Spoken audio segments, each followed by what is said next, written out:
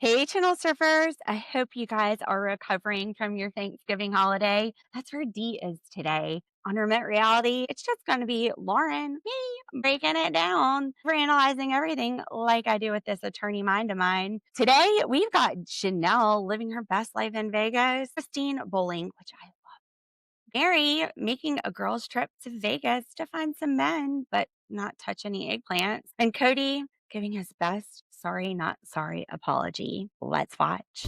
Remote reality, yeah, that's the key. Unlocking stories wild and free.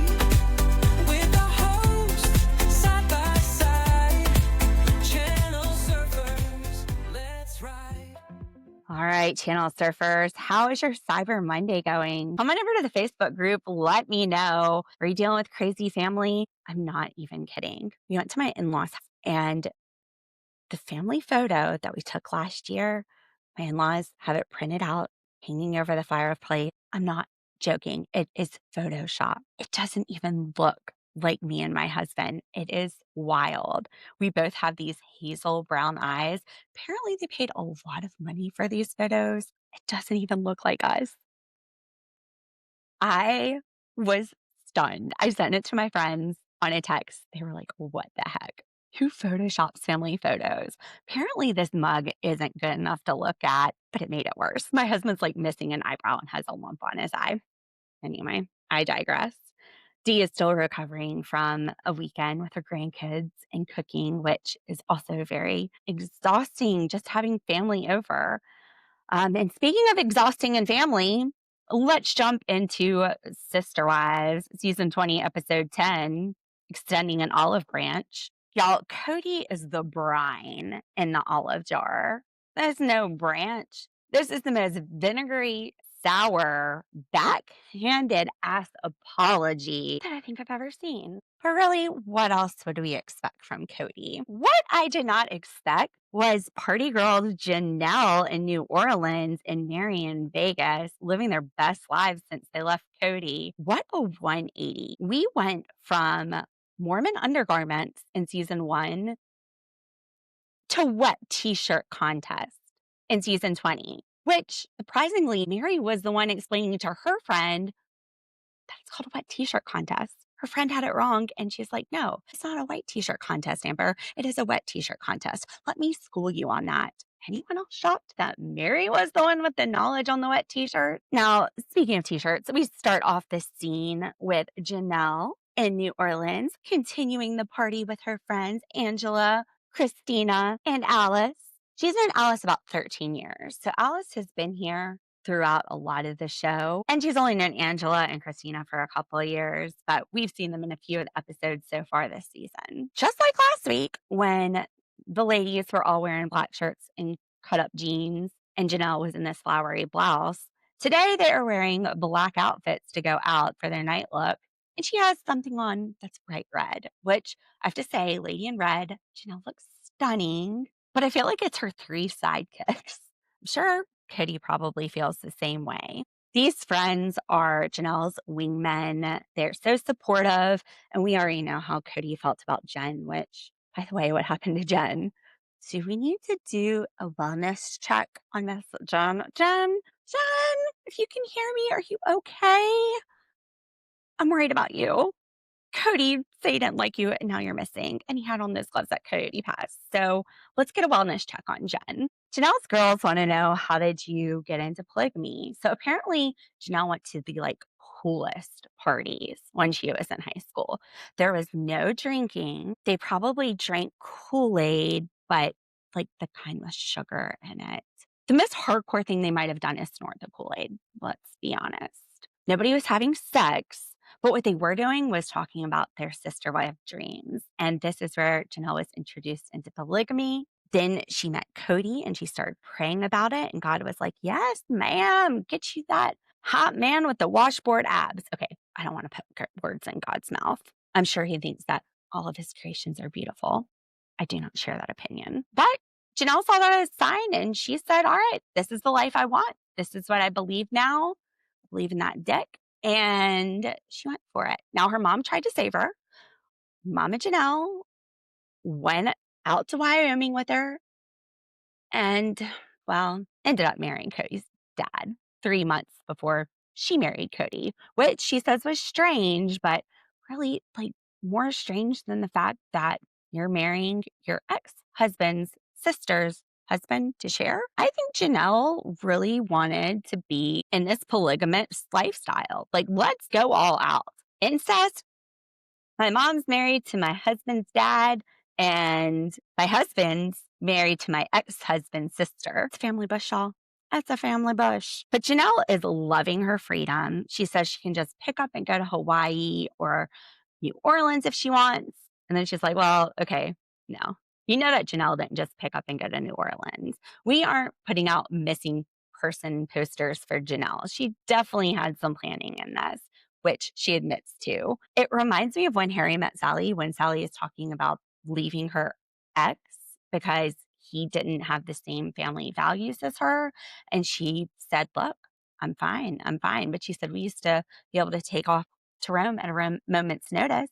And we never did that, which interestingly, this is the point where Janelle's going, I'm fine. I'm fine. Kody and I don't have the same family values, and I can take off to New Orleans or Hawaii at a moment's notice.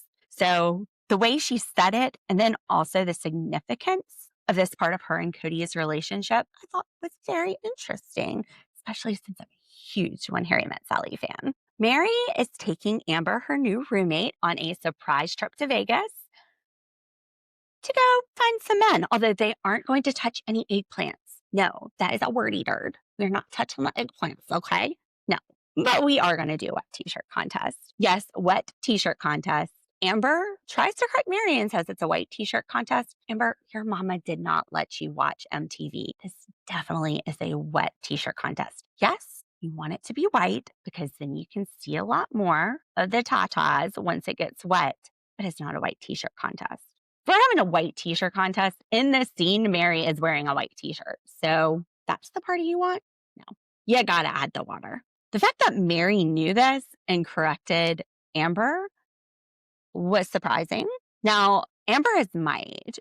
So Meri's generation, she would have been the kids at spring break, whereas Amber and I would have been the kids sitting in our parents' bedroom watching MTV and LL Cool J during spring break because we were old enough to go. And if there was a wet t-shirt contest, there would have been nothing to see. Maybe that's why there's some confusion here.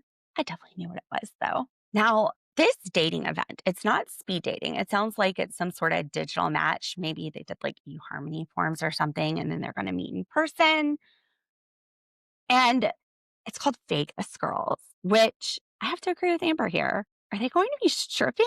Mary's like, well, do you want to? Meri doesn't shoot the idea down. Meri is open to this. She's like, yeah, you think somebody wants it? Let's do it. And Amber says, well, no, but they make a lot of money, which takes me back to last couple of weeks with 90 Day Fiance and Patia and Dylan and Dee writing down that Patia went on a stripper spree because she was spending $15,000 to $20,000. It's still, that's so much money. It just blows my mind. That is good money. As an attorney, I've never been on a $20,000 shopping spree, but I'm not hot enough to make it as Vegas stripper. Like I said in that episode, they would pay me to put my clothes back on, which I have a feeling would be the same thing for Meri and Amber. So give it a shot. They can make money putting their clothes back on. Hey, scrap up a little cash, go buy some artwork so that Robyn and Kody can see you buying it on TV and probably be pretty jealous that you actually have better taste in art. Now, Meri says she doesn't want butterflies. She doesn't want to have a feeling. She talks about when she was in a relationship with Kody, how the butterflies would come when he would finally show up unexpectedly. So she describes this roller coaster like downhill, downhill, downhill. And then she'd get butterflies when she'd get a little bit of momentum back, when Kody would randomly appear. It wasn't a good feeling. She would rather have calm. And she says boring, but she means stable. Those highs and lows, those extremes, it's exhausting. And I totally get what she says by saying that she wants stability. But when you first meet somebody, you might want those butterflies. Like that stability comes with time. the first few months, I think she'd want to be excited about the guy. You can see, though, how much her relationship is still weighing on her. She's still working through these things after 30 years of marriage, which she said she was constantly guessing whether or not she was being lied to by Kody. She says she was lied to, but the guess was whether or not what she was being told in the moment was a lie. Just horrible and exhausting. And good for her for even jumping back into the game. But just like Janelle, Meri is living her best life. She's laughing a lot. I'm not always sure at what. At least Amber finds her funny. Amber's laughing too. And the way she laughs, she sounds like she is coughing up phlegm. Like that girl just had some Mucinex, drank whole thing of water. She's getting over that cold, y'all. She like hacks up when she laughs. It is kind of like a witch's laugh, but a nice witch. I would say she's like Glenda, the good fairy. Now, Christine's best life is probably most my style. She is going bowling with David, Truly, and Isabel. I love bowling. I took bowling in college, and we were able to leave class as soon as we are done doing our 3 sets. So my 3 friends and I, we are a team of 4. We figured out a little secret called speed bowling. If you bowl all strikes, you get the game done in half the time, and you have time to go next door to the bar and have some cocktails. So we made an A in bowling, and we were the top team on the class because we were like, speed bowling. We're going to go in there and do some speed bowling. Everybody in Christine's family has an interesting style. Christine just does the straight bowl, just throwing the ball straight at the pins. She knocks down like 7 of them. David, he does the granny bowl where you hold it and go between your legs and roll the ball down. Um, he knocks down like 8 pens, which is pretty good. Truly, she gives no fucks. She just throws it at the gutter, watches it crash, turns around, and then goes and starts slapping David, like having a slap war with David. They're like siblings almost. Christine's like, these 2 are too much. And then Isabel, she goes to bowl, and her wrist curves a little bit when she goes to bowl. She's doing like a straight bowl. And David, he just makes a suggestion. It's not pushy or anything. He's just like, oh, yeah, just like try to turn your wrist the other way a little bit, which he could have told her how to do a curveball, a hook, where you throw the ball like toward the right of the lane and make it curve. It's supposed to make it easier for strikes, but I always end up getting gutter balls on that. But she ends up picking up the spares. So David gave some great advice. And actually, it was paternal, like gently paternal. I feel like Isabel, she's got a Cody-sized hole in her heart, like most of the brown kids. And she wants that to be filled. At first, she says, I have a dad, so I don't need it filled. Then she says, I have a mom who is like my mom and my dad. Then there's David. David's not my dad. My mom fills both roles. It's like she doesn't want to give Kody any fuel to blame his rejection, the way he's rejecting her. For example, if she thought of David as a fatherly figure, Kody might take that and run and say, well, see, that's why I'm not spending time with you. It's all BS. It's all going to be excuses. The guy will look for anything to blame anyone other than himself. But I think that's the fear, is closing out that relationship with Kody, giving him any reason to blame her. She also has seen, as far as Robyn's kids, what it's like for your mom to marry a guy who just completely takes over the role of dad and blocks your dad out. Kody did that with David Presley, with Robyn's ex-husband. He went and got paper, legal documents. He married Robyn so that if something happened, he would have the children. And remember, Dayton was really struggling with that when it happened.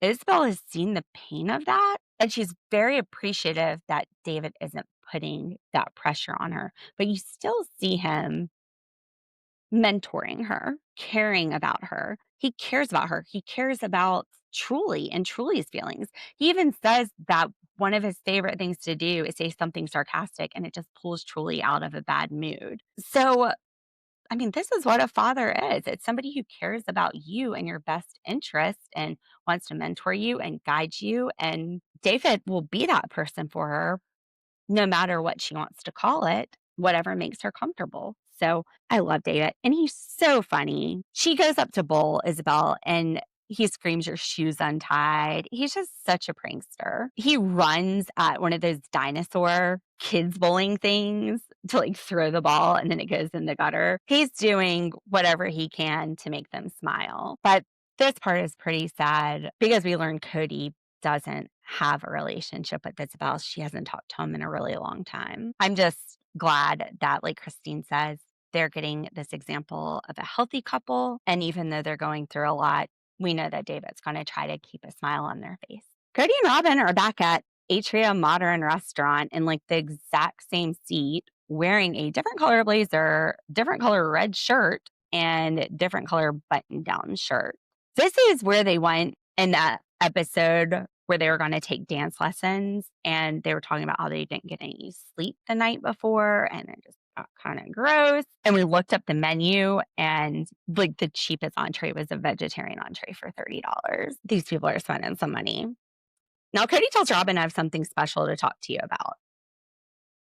Not as exciting as the dance lessons, though. He tells Robyn that after the sale of Coyote Pass, he felt shame and that the only thing he can control is his behavior. And maybe if he acted differently, the situation would have turned out differently, which starts to sound like a pretty good self-reflection. Is Kody seeing that he's part of the problem and maybe ready to heal these relationships? And then Kody says, well, you know how you talked to me about therapy? Now, actually, you went to Robyn and you're like, do you think therapy would be a good idea? And she said, yes. But you know how you approached me about therapy? I had a better idea. Instead, I got on my phone, I dialed Jesus, we had a little talk, and he came up with the best idea. I need to apologize to my exes. And Robyn, she's got this look on her face. She looks like she is in shock. Like, apologize? First of all, Kody sees himself as a victim. Robyn sees herself as a victim. And Robyn and Kody both see each other as victims. So in her mind, she's probably trying to figure out what on earth Kody would need to apologize for. And Kody explains he had a lot of anger. And Robyn's like, oh no, you don't need to apologize for being angry because you were abandoned, because they left you. It's okay to have those feelings. That's not your fault, Kody. And then Kody says, well, I want to do it so they stop thinking about me. They stop talking about me. They basically leave me alone. Kody, they are leaving you alone. They have cut all the ties. They have moved out of state. They didn't even say anything to you at Coyote Pass. I can promise you they're not thinking about you. I feel like Kody needs to dig his claws in. Location-wise, the wives are gone. The kids don't talk to him, so they don't share that connection anymore. And the land, that was like the final thing tying him to them, and now that's gone. So now he has no relevance in their lives. They're not thinking about him. They're not talking about him, but he can't let them forget. Anyway, you look at it, this apology is for Kody, not for the wives. God should have told him, ignore them, block them, leave them alone, reach out to your kids and heal that relationship. But in this moment, Kody is going to Robyn saying, is this dumb to apologize? And really rubbing in the fact that his exes made him feel manipulated and unsafe. And all he's doing is trying to make people happy. In what world is Kody Brown doing anything to try to make anybody except himself happy? This is trying to get some sort of reaction out of them so that he knows he still has a hold on him. It's saying I'm sorry to get them to stop, in his mind, talking about him negatively. Because again, it's not his actions that are at fault. It's not the fact that he doesn't reach out to his children. It's their fault. Because in his mind, without any sort of corroborated evidence, the wives are talking smack about him. Basically, this is an apology to make him feel better and to put him in a better place, potentially with the viewing audience, maybe with the wives so they don't talk about him. It's a selfish apology. It's not a real apology. We cut to Janelle's last night in the Big Easy, New Orleans. She says that they're at like Mardi Gras. This is not Mardi Gras, y'all. There are no people on these streets. This is very empty streets for New Orleans. But they do have guys that are flashing them and they're throwing beads at them. Alice asked Janelle if she would ever go to therapy with Robyn and Kody, and I love her answer. She's like, "No, they aren't. No, no. Why would I do? I don't like those people. Why the hell would I do that?" Yeah, Alice, why the hell would she do that? Now, Alice says if she had sister wives, she would see them as her best friends. Walk a mile in Janelle's shoes. Robyn's your sister wife. Tell me if you're still her best friend. Angela says, I'd be jealous. I'm Latina. I'm already jealous. But Janelle says that because it was part of her religion, she felt spiritually called to the polygamy. And now she doesn't feel that way anymore. Maybe her faith is right. Maybe it's wrong. But what's important is that she does not spend eternity with Kody. So just in case her beliefs in the AUB were the right beliefs, she's going to get that spiritual release because she's not risking it anymore. She is not, under any circumstances, spending eternity with Kody and Robyn. She'd probably rather go to hell. Let's be honest. It would be like her own little version of it. And she explains that the spiritual release, it's like getting a divorce under God's law. So it's not a legal marriage. Remember, they had spiritual marriages. Kody could only have one legal marriage because polygamy is not recognized in any of the 50 states.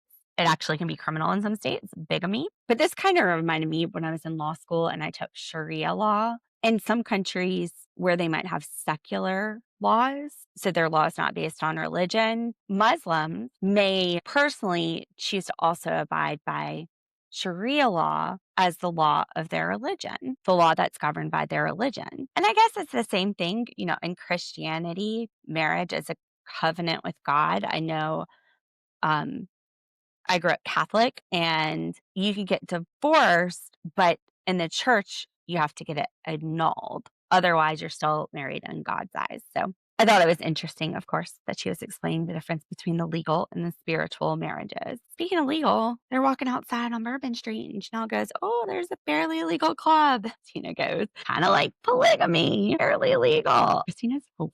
That girl's so funny. She used to hang out with Meri and give her some tips. And they're saying, "We're getting Janelle out of her shell."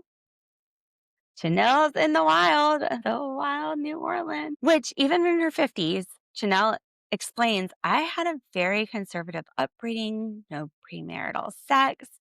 This wild Kool-Aid parties in high school was about as crazy as I got. I still have a lot in this world to experience."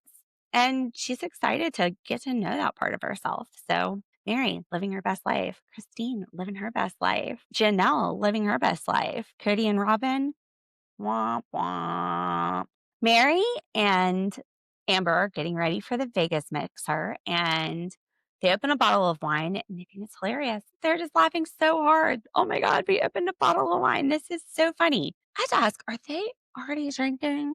Is this your first bottle of wine? Yay or nay? As we continue to watch, we see that they're nervous and they do keep drinking wine. So maybe this isn't the first bottle we're seeing them pop open at the start scene. Maybe they're a couple of bottles in.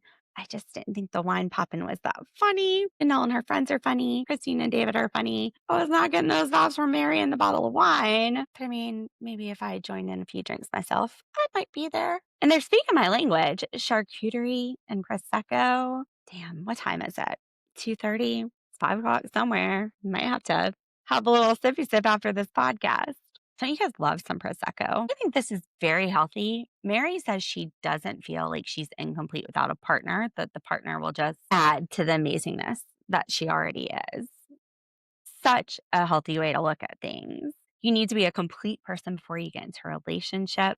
I just wonder if she knows who she is and what she wants. She was married so young. Just some of the things she says makes me think she's still on a journey of self-discovery. So I hope she is getting a solid sense of self and she wouldn't just be swayed by what a partner wants. Now, there's certain names that Meri is going to pass on if it comes up in the speed dating. Kody, I mean, you really blame her? I'm sure there's a lot of people who would be traumatized by the name Kody after watching this and seeing her ex-husband. The other name is David because Christine married a David. Okay, that's strange. You were married to the same guy as Christine. You were both married to a Kody, which was the same Kody. So why is it weird now that you're not married to the same guy? Why would it be weird to marry somebody with the name David? I don't know. That wouldn't be weird for me, but I mean, I know people that have married people that have the same name as their sibling. That would be a little strange. I have some friends that are twins, and one is married to a Daniel, and the other one has dated and been engaged to Daniels. I think that's kind of cool, though. Yeah, I don't get the weirdness there. The Kody, I get it. The David, what's the big deal? Channel surfers, let me know. Who cares? Amber says, well, what if you're getting along with this dude and you find out he's polygamous? And Meri wants to know if she means like he has wives already. Why does that matter? Like, regardless of whether he has wives, if he's polygamous and you know that's not what you want, maybe you stay out of that lane. You just go to a different line, one that has what you want in it. So I don't know why she would ask. You mean he already has a wife? Does she think she's going to convince somebody not to get a spouse? I mean, she was the first wife the first time. It didn't work out too great. Meri started talking about what Meri is looking for. And this makes me think she's looking for an Amber or a Jen. She's not looking for a feeling. She's not looking for butterflies. She's looking for a friend that she's physically attracted to who will cheer her on in all of her endeavors. So she wants a cheerleader friend. And she's not touching eggplant on this trip. And she told Amber to send her what t-shirt tech. And she's so happy that she went with Amber. Maybe that's her soulmate. But just a piece of advice. You might not want somebody who just blindly supports and cheers you on in all of your endeavors. That's what we call a Robyn. Robyn who either cheers on Kody or sits there and looks at him like he's got two heads. I guess the only thing that would be different between what Meri wants and Robyn is she said somebody that's grounded and has good communication. And even though Robyn can speak Kody, I don't know that she's really picking up what Meri's putting down.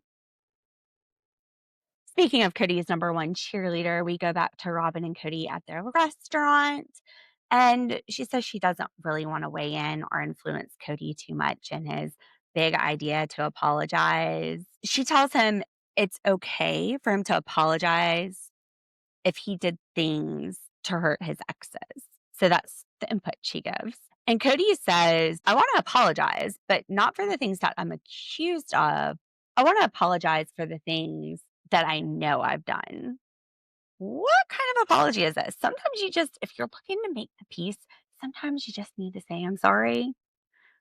I'm about to sound like Dr. Phil. You can either be right or you can be happy. And I feel like Kody chooses right. If he is giving the apology to heal these relationships so that they stop talking smack about him, maybe it's best to just say you're sorry and shut your mouth. I don't know. Robyn's not going to give that kind of input, but that would be my thought. What he wants to apologize for is saying that he never loved his exes, which all of a sudden Robyn finds a way to make this about her, about how this was such a big deal for her because she remembers plural families in her church growing up where one wife was left out and was sharing her husband and sharing her resources, but she wasn't being taken care of. Okay.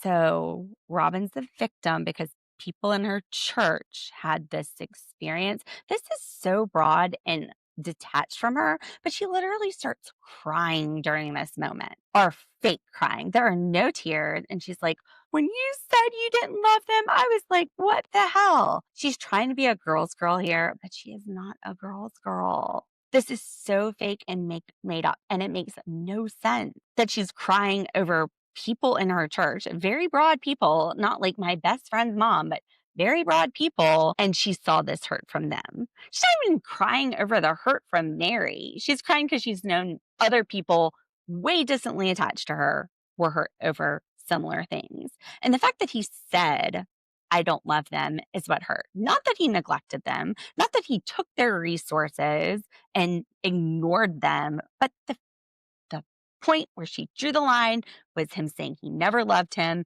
because that felt like he tricked her. The reason she fell in love with him is because he loved his wives. She's a good polygamous gal, and she's the victim here. Kody tricked her. And if your BS detector is going off right now, it should be because Everything coming out of Kody and Robyn's mouths at this point is a load of shit. Robyn, so happy that Cody's going to apologize, has the lowest enthusiasm. Hallelujah. Thank you, Jesus. I'm so glad he is apologizing. There is no excitement over this, not in her face, not in her tone when she's talking about it later in the ITMs.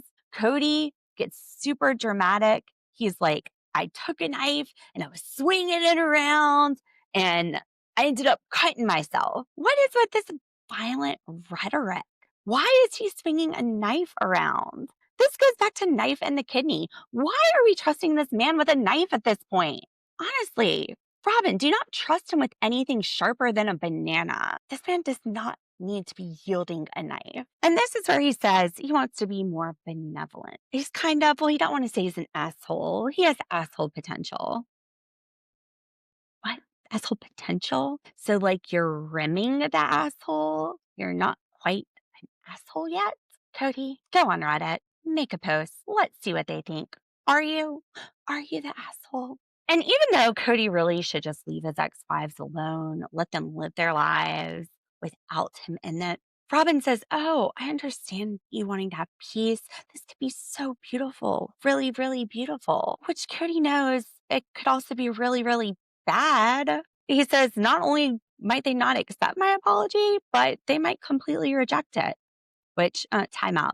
What did you just say? They might not accept it. They might actually completely reject it. That's the same thing, Kody. So yeah, worst case scenario, they could reject it, but no, no, no, no. Not with construction man Kody. No, he's going to strap on his hard hat and he's going to be a bulldozer. He's not going to just roll him over. That's not what he's saying. He's saying that regardless of whatever serious pushback they may give him, he will get this apology through. He's not going to let them sidetrack him from getting out he's sorry. Again, this apology is not for his ex-wives. This apology is for Kody. He is going to force them to hear it, even if they're like, get the fuck out of my face. He wants to get this off his chest, regardless of whether or not they want to hear it. This is for his peace. So he's not going to let them sidetrack him. He's going to bulldoze through it and get it out. Again, not for them. This is for Kody. So back in North Carolina, Janelle finally home, and she tells Madison that, hey, your dad wants to meet me out for dinner in Raleigh. Madison hits this right spot on. She says it sounds like an emotional, he's not in your life anymore, so he wants to put himself in your life kind of thing. Ding, ding, ding. He needs a reaction, regardless of whether it's a good or bad reaction. He needs to know that he still has his claws in, that he still matters. He needs to know that they are thinking about him. That's the irony. He says, I want to make sure they're not thinking about me and not talking about me. No, he wants to make sure they are thinking about him and talking about him, that they know that he's still important. And Janelle, starting with her apology, if you want to know you're important or you want to tell somebody not to think about you, this is not the place you start. Janelle probably didn't even know who was calling when you rang. She's probably deleted that phone number. Your contact information's gone. After New Orleans, she might not remember your name by the time you make it to dinner. Kody did call Janelle on Garrison's birthday and Garrison's death day, which in my mind, I'm thinking, yeah, and he didn't even know that Maddie was about to have a baby then. He had no idea what was going on in his other children's lives. Because as Maddie says, he's not reaching out. And she could forgive him, but in order for him to be a part of her life and her family's life, he's going to need to make a consistent effort. And she and Janelle both know that's not likely. He's coming in for an apology after a few years when he wants to make sure he's relevant. He'll pop in for something else. But a consistent effort, look, couldn't do it in Flagstaff. There's no way he's doing this coast to coast. But Maddie, she's pretty funny. She goes, maybe he does want to extend an olive branch. Oh gosh, he's calling you. Maybe he wants to walk you down the aisle at your next wedding. It's what he told Meri. Also, this would have been before that episode aired. So I wonder if Meri and Janelle were talking about that at Coyote Pass and just like talking smack about Kody. I want to know what else they're spilling. And as hard as this apology seems to be for Kody, where he will not apologize for things he was accused of that he didn't do, getting back in the dating scene is really hard for Meri. She and Amber are talking about how a guy might look good on paper, but then he doesn't have the emotional maturity. Well, you know what? You're not going to process everything out the first time you meet somebody. This is why you date. You need to get to know them. Meri says she's still talking to Ron, which from the first dating thing, which I don't really believe. I think Ron was a paid actor who came in, and if anything, she's just telling them, "Oh, we're still filming, so it's not gonna be on yet." I don't know. But Amber, she says she gets attached really fast. She has learned from her divorce that she was actually an anxious attachment style and not something that she's had to work on. Meri says that she also needs to work on things. She also gets easily attached. And one of the things that Meri realizes she needs to work on is she trusts too easily. She likes to believe what people say, but she's been lied to so many times. And at first she stumbles over it, but then she's like, no, I was lied to straight up. No joke. Cody lied to me on and off for 30 years. I had to guess whether or not he was lying. Even though her instinct is to believe somebody, she's learning how to fight against that instinct. That's one of the things that she's trying to heal from her last relationship as she moves forward in the dating scene. It takes work and she's putting the work in, which is awesome. Meri wants a man who finds that it's a privilege to be in her space and that treats her well. Although the way she says it is that she is worthy. He thinks she's worthy of being treated well. Look, a good guy is going to treat people well or not treat people well. It's not like you're a convicted murderer or something. You're a human being. You need to feel like you're worthy, Meri, of being treated well. And if you're not, then you're going to know to get the hell out of there. But you need to be a guy with a guy that treats people well, not somebody who bashes your friends, like hates just Jen. Meri's biggest problem in her separation with Kody, she says, was that he didn't communicate the separation with her, which I was screaming, Meri, like he was sending you smoke signals. He was doing Morse code. He told you things wouldn't work out. Like, he basically did everything up to putting you in a casket, but you wanted him to put the nail in the coffin. He doesn't need to communicate with you when it's over. Once that dude started treating you bad, that's when it was over with Kody. That's when Meri should have decided it's over with Kody. Bye, Felicia. I will see you never. Well, until you call me and want dinner and to apologize for, I'm sorry, don't talk about me. I don't even know how it's going to go. And this part is so sad. Meri and Amber raise a glass to men that are okay with them having some self respect. Who are they turning down? Person that you're with should absolutely support and nurture you having self respect. It's not that they should be okay with it. There's no reason they shouldn't be okay with it. If you're going after guys who aren't okay with women having self respect, that's the wrong guy. It's the wrong one. 100%. A guy who is not okay with women having solid self respect, there's no circumstance to be with that guy. That person has work to do. Bathroom mirrors and laughing her ass off. Is her face funny? I don't get it. She can't stop laughing. She feels confident. Again, I think it's maybe the wine talking, but she thinks her face is really funny after a few bottles of Prosecco, which I'm probably going to test that theory soon. But she also feels like she has imposter syndrome. Is she worthy? Is she good enough? Will she be chosen? Do people want to hear what she has to say? Does she have something valuable to offer? When she says this, I feel like she's still searching for herself. Like she's learning a lot about herself in this new stage of her life. But also, it made me think of Worthy Up. Do I have something valuable to offer? Do people care what I have to say? She started this group and it had like maybe 30 subscribers. So maybe she was reflecting on that. Either way, they are toasted up. They are drunk. I wouldn't be surprised if we see them slurring their speech during the dating event. And they're ready to go meet them some men, but don't touch the eggplants. The next thing we know, Kody is in North Carolina. go home. I'm in South Carolina. This feels too close for my comfort. And he tells us he hasn't reached out to Christine or Meri yet because he's not soft enough for them yet, but he's on his way to meet Janelle. Christine and Meri hurt him too bad because before his divorce, he thought everyone liked him. Everyone before he was divorced, like in the years leading up to his divorce. What is that term with narcissism? Grandiose sense of self? I'm not a psychologist, I'm an attorney. And in a non psychological way, this sounds like a grandiose sense of self. I mean, shit, not everybody likes me. That's okay. I'm not everybody's shot of whiskey or a cup of Prosecco. Shoot, some days I'm like, Lauren, what the hell? But what in the shitballs is this man thinking? That everybody liked him until he was divorced.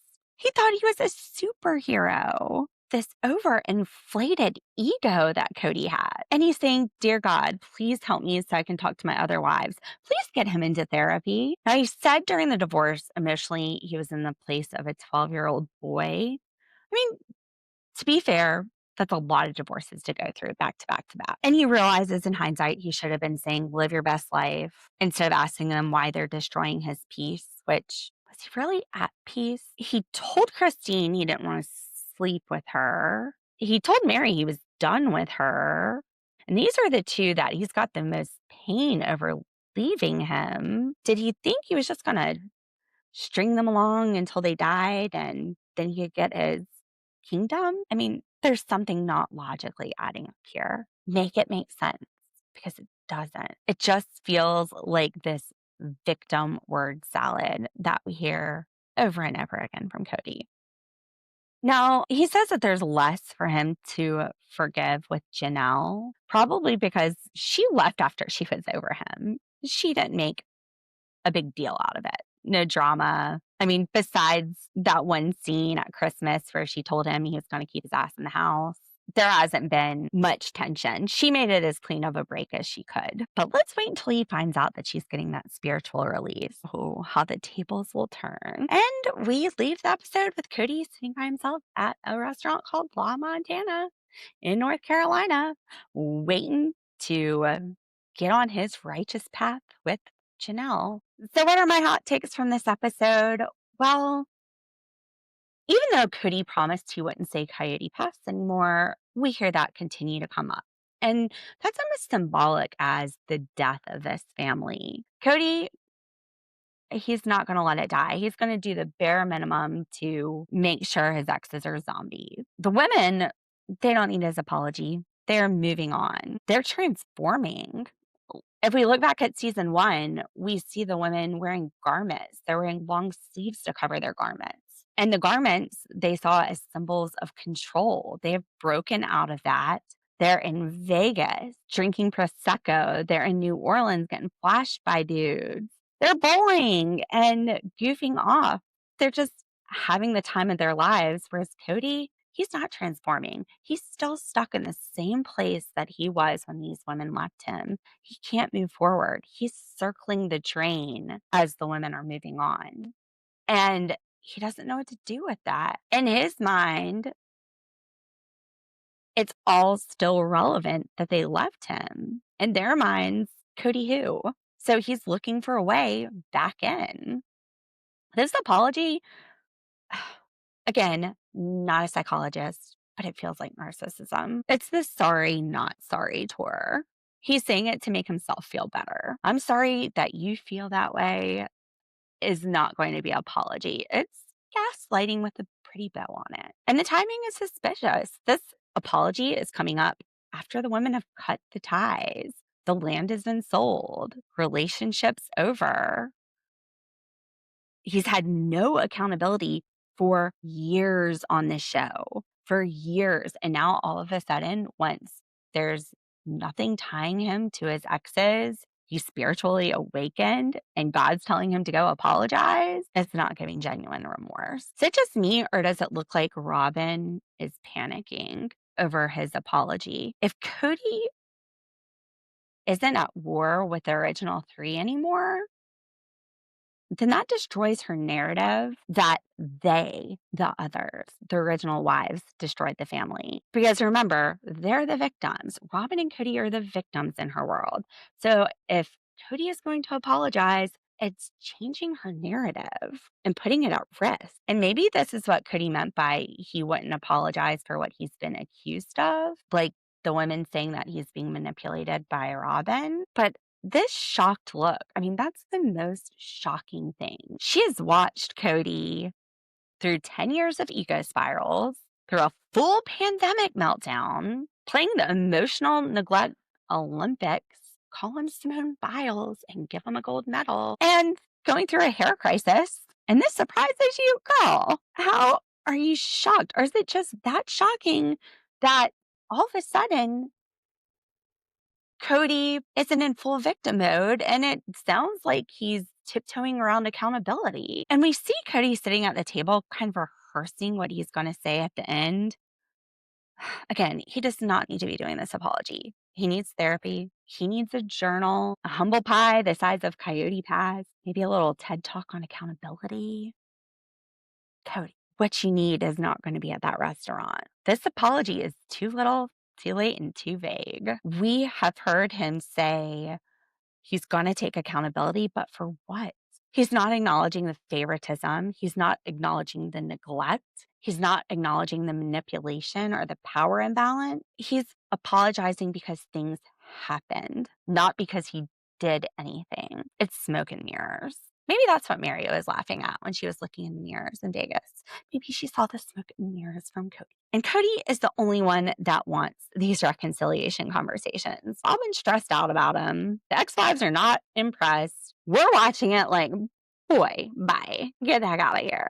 He's basic. Now, Janelle, she had more chemistry with New Orleans than she ever had with Kody. She was happier. She was smiling more. She was just enjoying life. And finally, Ava Woolley is the real MVP here. He keeps us all smiling, especially Christine and her kids, who definitely deserve those smiles. He's gently parenting without taking over the role of dad, and he cares about what the kids need.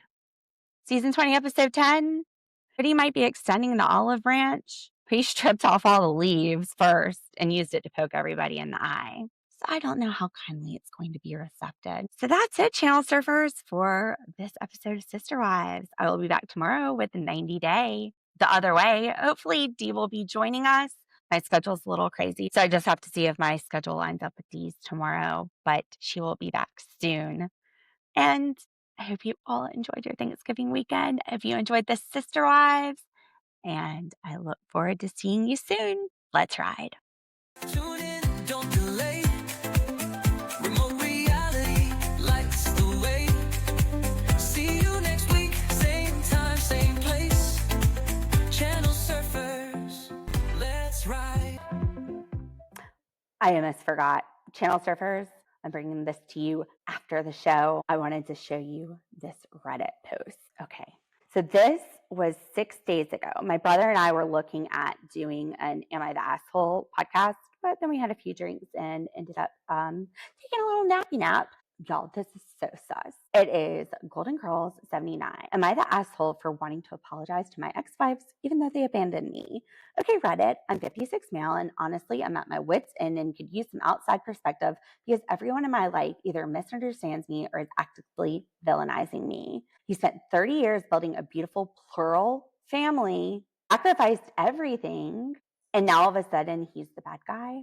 Recently, 3, yes, count them, 1, 2, 3 of his ex-wives, ages 50, 45, 50, 54, and 51, decide to move on and live their best lives, which is confusing because he thought he was their best life. Y'all, so sus. They sold the family land without appreciating how deeply connected I was to it. I was spiritually bonded to that dirt. I think this is Kody. This sounds like Kody. I had a moment of reflection, not therapy, because I don't need that. And I decided maybe I should apologize to them. For context, I haven't seen some of my kids in years. Not my fault. The ex-wives say I played favorites. I didn't. Just some people are easier to love. Not my fault. They say I was angry and checked out. Again, not my fault. I was under a lot of pressure managing 3.5 marriages. I'm sorry, the half. What?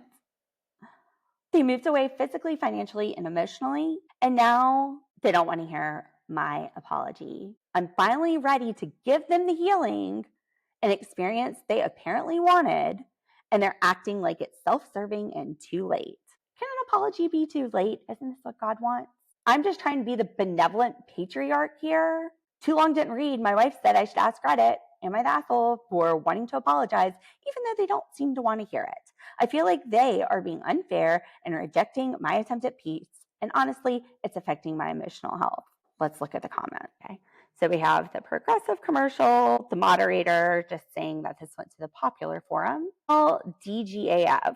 LOL, buddy, I'm in New Orleans eating beignets and dancing with strangers who flashed me. I promise you, with my whole heart, I do not care. You are not on my radar. If apologizing makes you feel better, go journal, talk to a cactus, same effect, less drama. 49,000 likes. Christine says, relax, says, you're the asshole. You're apologizing now because you suddenly have free time and no one to monologue it to. Therapy is calling. Pick up the phone. 1.8 thousand likes. And Robyn, I'm sorry, not Robyn in real life, swear, not the asshole. Oh my gosh, everyone here is so mean to you. You are so brave for wanting to apologize. You're a good man, a strong man, a curly man. People don't understand the burden of having multiple wives who don't do exactly what you want all the time. Stay strong. What do you think, channel surfers? Is Golden Curls 79 the asshole? Not the asshole? Let us know what you think. See you tomorrow with 90 Day the Other Way.